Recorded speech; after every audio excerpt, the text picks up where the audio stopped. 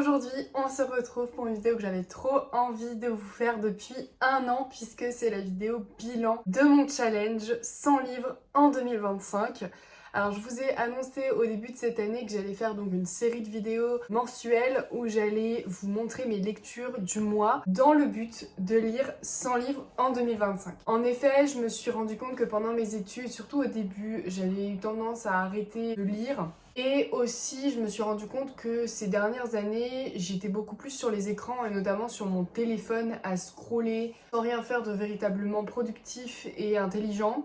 Donc je me suis dit, il faut que tu te donnes un challenge en 2025 pour réapprendre à lire et re-aimer lire. D'autant plus que j'avais une pile de livres à lire incommensurable, donc il fallait vraiment que je m'y mette sévèrement. Et au départ, j'étais partie pour lire 50 livres pour cette année. Donc un challenge qui me paraissait déjà assez énorme et en fin de compte, le premier mois, au mois de janvier, j'avais déjà lu une dizaine de livres, une petite dizaine. Je me suis dit, mais en fait, à ce rythme-là, tu peux très bien en lire 100 cette année. Donc je me suis lancée dans ce challenge des 100 livres en 2025. Je crois que c'était l'année où j'ai le plus lu, clairement. Alors ça n'a pas été une mince affaire parce que je dirais que jusqu'au mois de juin, j'étais clairement dans les temps, j'avais même de l'avance et je me suis pas trop pressée. Mais cet été, j'ai travaillé en fait et puis j'ai déménagé. Donc j'ai pas vraiment eu le temps de lire, mes livres étaient un peu éparpillés partout, entre chez moi, chez mes parents, mon nouveau chez moi. Ce qui fait que j'ai pas trop lu cet été et que ça m'a fait prendre pas mal de retard. Mais je suis parvenue officiellement à 100 livres aujourd'hui, donc on est actuellement le 27 décembre, donc j'ai réussi mon challenge. Dans cette vidéo, je vais revenir sur mon bilan, cette expérience, ce challenge. Est-ce que je le recommande? Est-ce que je le referais? Est-ce que je changerais? Je modifierais quelques éléments? Comment je l'ai vécu? Ce que ça m'a apporté? Les avantages, les inconvénients? Ensuite, je vous parlerai de toutes mes lectures, je vous ferai un petit récap en termes de genre littéraire, d'époque, de littérature étrangère. Je me fixerai quelques petits objectifs pour l'année prochaine. Et je vous ferai enfin mon top 12, top 6, top 3 et top 1 des livres de 2025. Vraiment les livres qui m'ont marqué, qui ont été de véritables coups de cœur. J'espère que ça vous donnera des idées de lecture pour la prochaine année. Et d'ores et déjà, n'hésitez pas vous aussi à me faire votre top en commentaire. On commence cette vidéo par vous parler de mon expérience, comment je l'ai vécu. Je vous ai un peu expliqué, ça s'est bien passé jusqu'au mois de juin. Et puis à partir du mois de juillet, j'ai commencé à prendre sérieusement du retard. Et j'avoue que parfois le challenge a été un petit peu difficile à tenir, mais je m'y suis tenue et j'ai vraiment adoré cette expérience. Je vais commencer par peut-être le seul inconvénient qu'il y a à ce challenge, c'est que on est un peu quand même dans la performance, dans l'aspect productif de la lecture. Et c'est vrai qu'il y a certains livres que j'avais pas tellement envie de lire, mais bon, je me suis dit, ils sont là, faut que je les lise. Et puis c'était aussi pour faire mes cours avec. Je me suis dit, bon, là, tu vas vraiment mettre un bon coup de collier. Et je les ai lus un peu en travers parce que je savais que c'était pas des livres qui m'intéressaient et que par ailleurs, j'avais besoin aussi de lire un certain nombre de livres en 2025. Donc je dirais que le seul aspect négatif de ce challenge, c'est que ça rend un peu la lecture moins loisir et plus performance. Maintenant, la lecture, ça fait aussi partie de mon travail puisque j'enseigne le français. Donc je dois lire des ouvrages pour les présenter à mes élèves. Ensuite, parlons des avantages parce qu'ils sont bien plus nombreux. Alors, le premier avantage, c'est que ça m'a éloignée des écrans. C'est exactement ce que je voulais. Alors, pas autant que je souhaitais, je dois dire, parce que parfois j'avais besoin quand même d'aller scroller un peu sur mon téléphone. Mais j'ai réappris à lire déjà le soir parce que le matin, j'ai déjà un rituel que j'ai instauré depuis le master, donc ça fait 3 ans, 3-4 ans. Le matin, j'ai un rituel, je me lève systématiquement plus tôt pour lire une demi-heure, 3/4 d'heure avec mon café. Ça me fait énormément de bien et ça me permet de lire au moins une vingtaine de pages par jour. Ça, c'est un minimum, un petit minimum, mais je peux lire jusqu'à 100 pages par jour et même parfois des livres entiers par jour. J'ai réappris à lire le soir parce que le soir j'étais plus série, film, écran, parce que je trouve que la lecture ça demande davantage de concentration et que le soir vraiment mon cerveau c'est de la compote après le travail, j'ai pas forcément envie de lire. Je trouve que ça m'a donc bien éloignée des écrans, bien que je pense que je peux encore faire mieux de ce point de vue-là. Donc à voir pour l'année 2026. Le deuxième avantage que ça m'a offert, c'est que j'ai pu, grâce à ce challenge, vraiment découvrir plein de livres et plein de genres, d'aires géographiques aussi variés, d'époques. C'est vrai que je me suis tournée vers des livres vers lesquels je ne me serais pas forcément tournée en temps normal. J'ai éclusé ma pile de livres à lire parce que j'avais beaucoup de livres qu'on m'avait offert à des anniversaires précédents que j'avais toujours pas lus. Beaucoup de livres aussi, des grands classiques de la littérature que j'avais pas osé lire, par exemple Cyrano de Bergerac ou Le Cid. Donc j'avais vraiment, si vous voulez, un petit peu de retard. Je suis contente parce que j'ai vraiment découvert beaucoup de livres. J'ai découvert un de mes auteurs préférés cette année, Michael McDowell. Je vous en parle tout le temps, mais je vous en reparlerai de toute façon. J'ai réussi à diversifier mes lectures. Et troisième avantage non négligeable, c'est que j'ai augmenté mon rythme de lecture. Il faut dire que en fait, je lisais pas tellement rapidement avant et ça me décourageait aussi de mettre des semaines, voire des mois à lire un roman de 200 pages. Ça peut paraître étrange de dire ça quand on a l'agrégation de lettres, mais c'est vrai. J'avais un rythme de lecture assez lent, ce qui me freinait un peu en fait dans mon appréhension de la lecture. Je me disais, plutôt que de lire, je vais aller vers la facilité, vers les écrans. La lecture, ça passe par le cerveau et le cerveau, c'est un muscle. Et comme tout muscle, plus tu l'entraînes et plus il saura faire d'efforts. Clairement, depuis que j'ai instauré ce challenge, je trouve que je lis mais beaucoup plus vite. Ça m'a entraînée à lire vite, mais à lire bien aussi, à davantage comprendre ce que j'y lis. Voilà un petit peu ce que j'avais à vous dire sur les avantages et les inconvénients de ce challenge. Maintenant, est-ce que je referai le challenge l'année prochaine? Alors au départ, je m'étais dit, ouais franchement, j'ai envie de le refaire en 2026. Et puis en fait, je me suis rendu compte que malgré tout, de me faire un challenge aussi imposant que 100 livres, je me suis dit, en fait, plutôt que de faire un challenge 100 livres, déjà peut-être raccourcir un peu le challenge. Je sais pas, 80 livres, ça me paraît quand même pas mal. Par contre, ce que je veux faire, c'est absolument privilégier la lecture aux écrans et dès que j'ai un livre à lire qui me fait envie, je lis. En fait, faut pas que je reste sans livre, si vous voulez. Moi, j'ai jamais eu un jour de ma vie depuis des années où j'ai pas de livre à lire, donc il faut que ça continue en 2026. Ce que j'aimerais en 2026, c'est me fixer des petits objectifs, vous allez voir, au vu des lectures que j'ai lues cette année et diversifier encore plus mes lectures.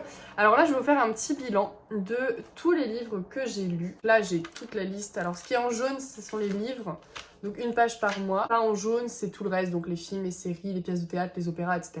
Donc, c'est mon petit carnet de culture, on va dire. J'ai d'abord fait une double page. Donc, ici, c'est une double page. En bleu, on a les livres écrits par des auteurs.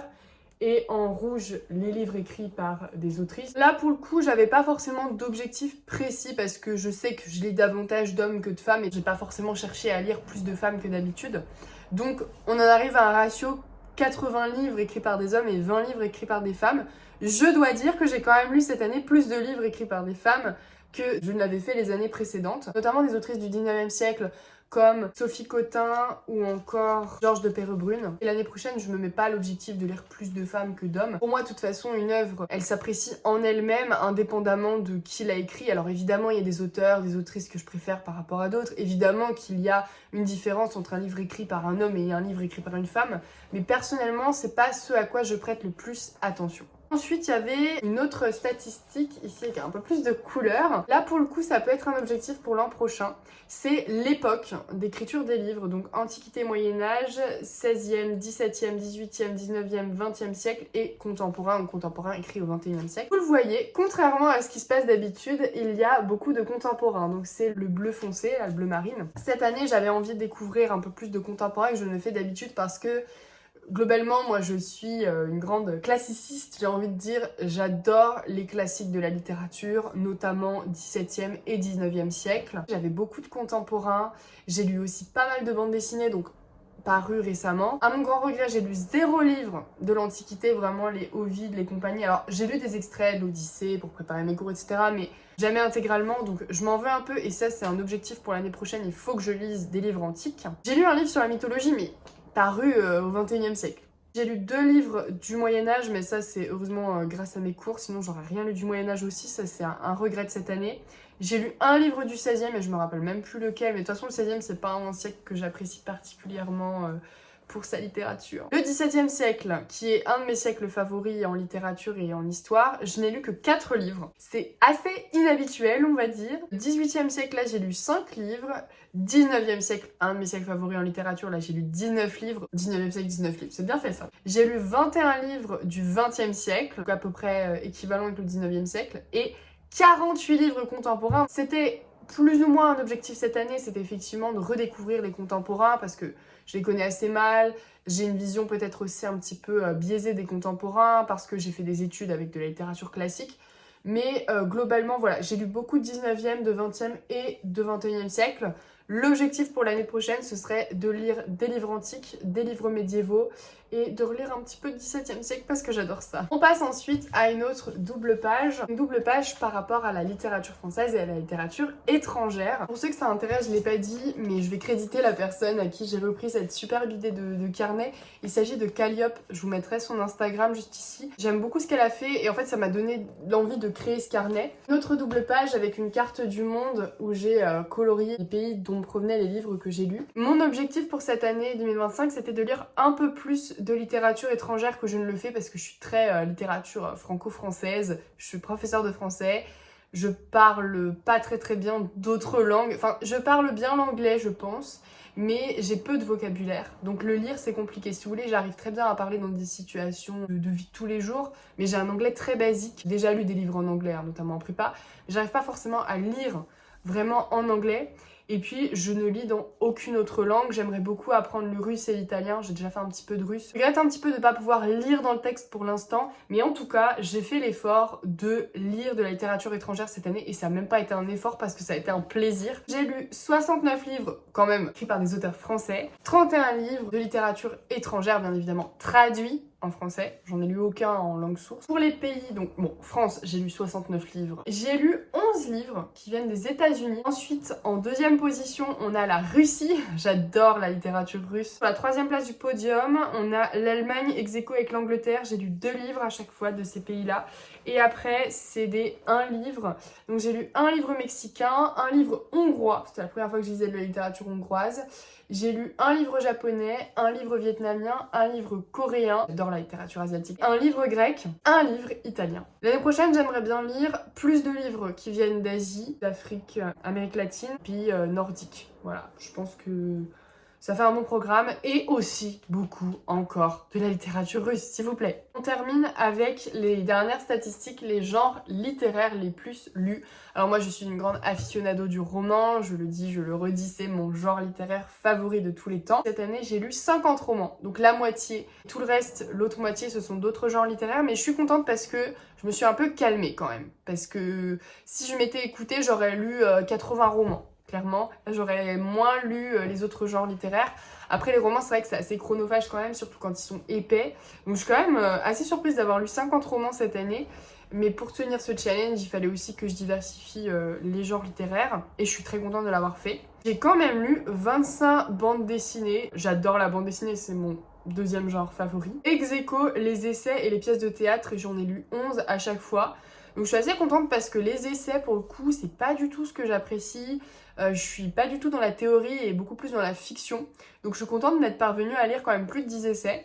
Et pareil pour le théâtre. Alors le théâtre j'aime bien, mais je l'aime plus représenté que lu, sauf quand c'est Racine ou Corneille. Et j'ai lu quand même 2 recueils de poésie. Alors ça c'est fou, je ne pensais pas. Parce que la poésie, je vous le dis souvent, c'est pareil, c'est pas mon genre préféré, c'est même le genre que j'aime le moins. J'ai quand même réussi à lire 2 recueils, donc je suis contente. Et ça m'a permis aussi d'avoir une autre approche de la lecture, de me plonger dans un recueil en entier et pas juste d'étudier un poème. Pour les genres littéraires, je suis assez contente de la diversité de genres que j'ai réussi à lire et je pense que j'aimerais bien faire la même chose pour l'année prochaine. On en arrive à mes tops. Alors vous voyez, j'ai fait des petits combats, des petits versus à chaque fois. Alors je vais d'abord vous dire mon top 12 des livres de l'année. Donc un livre par mois que j'ai sélectionné dans mes petites listes qui ont obtenu les meilleures notes à chaque fois. Je vous renvoie d'ailleurs à mes vidéos mensuelles sur les livres que j'ai lus. Le livre que j'ai préféré en janvier, et il s'agit de Martin Eden. Je vous en ai même fait une vidéo dédiée juste ici. Si ça vous intéresse d'aller découvrir un peu plus en profondeur ce roman qui mêle littérature, ascension sociale, histoire d'amour impossible.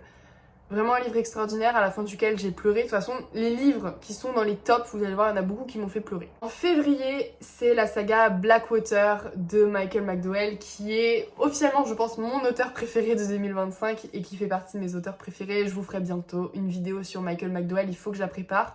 Mais pour ça, il faut que j'ai lu tous les livres parus. Il m'en reste un à lire, c'est L'Amulette, donc pour 2026. Blackwater, vraiment une saga historico-fantastique que j'ai adorée, qui se déroule sur plusieurs générations au début du XXe siècle en Alabama. Pour ceux qui aiment la littérature américaine, allez-y, foncez. Et puis pour ceux qui aiment le fantastique, les histoires familiales, vraiment, foncez, c'est génialissime. Ça se lit comme on boit du petit lait. Au mois de mars, j'ai choisi la BD Sibylline qui parle de prostitution à Paris à l'époque contemporaine. J'ai trouvé que les graphismes étaient vraiment superbes en noir et blanc, avec vraiment quelque chose de très graphique, avec des formes assez épurées. En avril, j'ai choisi Le Cid de Corneille, dont j'avais vu le film avec Sophia Loren il y a de ça une paire d'années, dont j'avais lu des extraits, dont je connaissais l'histoire par cœur, mais là, le lire, rentrer dans la langue de Corneille et dans le dilemme cornélien. Pour mai, j'ai choisi la saga de bande dessinée La Guerre des Cendres, cette saga un peu romantisme noir qui se déroule au 19e siècle en France. J'ai beaucoup aimé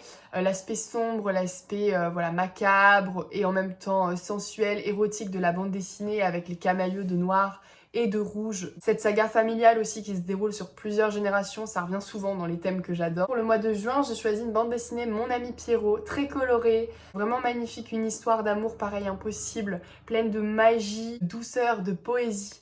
J'ai vraiment beaucoup aimé. Pour le mois de juillet, j'ai choisi encore une fois un livre de Michael McDowell, Cathy, qui est un de ses livres que je préfère. Pareil, une histoire aux États-Unis, une histoire de vengeance. Une jeune fille, Philomela, qui perd sa famille à cause d'un héritage désiré par la famille de Cathy qui est une vilaine fille. Pour le mois d'août, j'ai choisi un roman d'origine japonaise, Un amour 2000 ans. D'ailleurs, c'était le premier livre japonais que je lisais. Pour le mois de septembre, j'ai choisi Claire d'Albe de Sophie Cottin. J'ai vraiment hésité avec Victoire la Rouge de Georges de Perrebrune parce que j'ai adoré ces deux autrices du 19e siècle qui mettent en scène. Alors pour Claire d'Albe, c'était plus la haute société, les amours impossibles dans la haute société, et pour Victoire la Rouge, vraiment l'horreur de la basse société, on va dire. Et c'est du romantisme dans toute sa splendeur. C'est le désespoir de ne pas pouvoir aimer parce qu'on est tiraillé par son devoir, par l'estime qu'on a pour son mari, puisque Claire d'Albe en fait est une jeune femme mariée à un homme beaucoup plus âgé qu'elle, mais avec qui elle s'entend très bien, avec qui elle a eu des enfants, avec qui elle a fondé une merveilleuse famille. Et soudain vient s'immiscer un petit grain de sable dans sa vie. Un parent de son mari, jeune homme d'à peu près son âge, légèrement plus jeune, arrive et va être éduqué par donc son mari parce qu'il a perdu ses parents. Et malgré elle, malgré lui, ils vont commencer à développer des sentiments. Ça va complètement rompre l'équilibre du foyer tant désiré par Claire. Au mois d'octobre, alors là, j'ai choisi En virtuel d'Icarus McClone. Donc c'est un abonné qui m'a envoyé son livre et j'ai vraiment adoré ce roman de science-fiction, alors que je suis pas très science-fiction. Mais là, j'ai lu pas mal de livres de science-fiction cette année. Au mois de novembre, j'ai choisi une relecture, Songe à la douceur de Clémentine Beauvais, qui m'avait été offert par une de mes amies, un de ses livres préférés, et je comprends pourquoi. Un roman en vers qui est une réadaptation d'Eugène Onegin de Pouchkine, donc littérature russe, je ne peux qu'aimer. Et là, c'est une adaptation contemporaine, donc pareil, d'un amour impossible. Vous voyez, c'est un thème qui revient aussi beaucoup dans ce que j'aime. Entre Eugène et Tatiana. Décembre, là, vraiment un énorme coup de cœur pour la bande dessinée L'Amourante. Une histoire d'amour, enfin plutôt plusieurs histoires d'amour. Et surtout une histoire centrée autour du sentiment amoureux qui l'explore dans toute sa complexité à travers le personnage de Louise, qui est vraiment fantastique, et surtout ça se déroule à travers les époques. Donc moi j'adore les romans historiques, les histoires qui se déroulent aussi à travers l'histoire. C'était incroyable quoi. Donc voilà pour mon top 12 de cette année. Alors maintenant on passe au top 6, donc si je devais en retenir 6, ce serait Martin Eden, Le Cid, Mon ami Pierrot, Cathy, Claire d'Albe et L'Amourante. Et pour mon top 3, je garderais Martin Eden, Cathy et L'Amourante. Si vous n'en aviez que 3 à lire, ce serait ceux-là. Je finirais avec... Ça a été très difficile, j'avoue, j'ai beaucoup hésité entre Martin Eden et L'Amourante. Alors ces deux livres m'ont fait pleurer, mais Martin Eden, le premier livre qui m'a fait pleurer depuis longtemps. J'ai encore le souvenir de ce livre alors que j'ai lu au mois de janvier, donc ça fait 1 an que je l'ai lu. C'est le tout premier livre que j'ai lu cette année. Et j'ai encore le souvenir, donc je lui attribue la première place, 2e place pour L'Amourante et 3e place pour Cathy. C'était une année de très très belles lectures. Je vous encourage également vous aussi à lire pour l'année 2026. C'est une formidable activité qui développe votre imagination. Dites-moi aussi quel est votre top 3, top 6, top 12 des livres de cette année 2025. Et on se retrouve l'année prochaine, en 2026, pour une superbe année de lecture.